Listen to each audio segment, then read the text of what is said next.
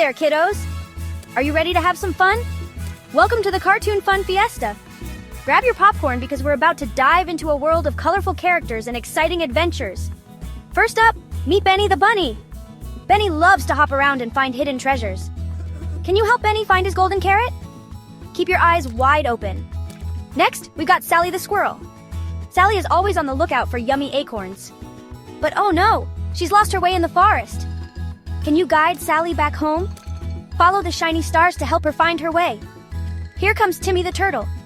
Timmy might be slow, but he sure knows how to have a good time. He loves playing hide and seek with his friends. Ready or not, here comes Timmy. Can you spot where he's hiding? Don't forget about Lila the Ladybird. Lila loves to dance and spin around. She's having a dance party and you're all invited.